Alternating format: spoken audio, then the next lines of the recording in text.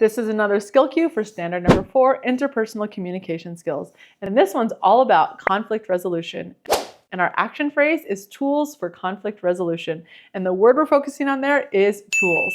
So we have T, take time to cool off and calm down. We have O, open up the conversation. And we have another O, which is to own your actions. Then L, look for understanding, and S, seek resolution and restore the relationship. Now, conflict is one of those things in life that's inevitable. You're gonna have conflict with your friends, with your classmates, with your teammates, with your coworkers. All over your life, there's gonna be conflict. Now, each of the 5 elements of the tools for conflict resolution skill cue can help you effectively resolve conflict in your life. So let's explore the steps.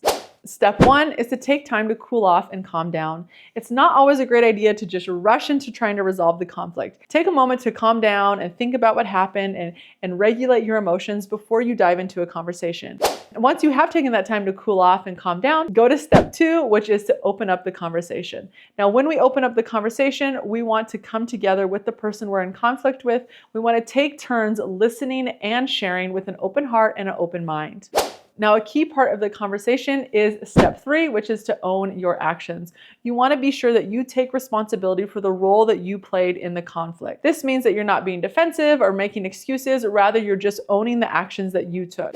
Next up, we have look for understanding. And this is where you really want to come again with that open heart and open mind to really understand what happened.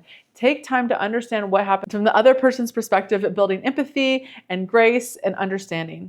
Which leads us to that last step, which is to seek resolution and restore the relationship. So at this point, you can come to a conclusion together on what you would like to move forward. And this is also a time where you can offer a heartfelt apology that shows that you understand what you did wrong, you understand the harm you did, and you're making an effort to restore the relationship. Now at this point, the other person can choose to accept your apology or not, because they may need more time to come to a resolution and to restore the relationship. Now again, resolving conflict is not an easy skill. It's something that takes practice, but the more you can practice the tools for conflict resolution skill cue, the better you'll be able to navigate conflict in your life and to nurture enriching relationships.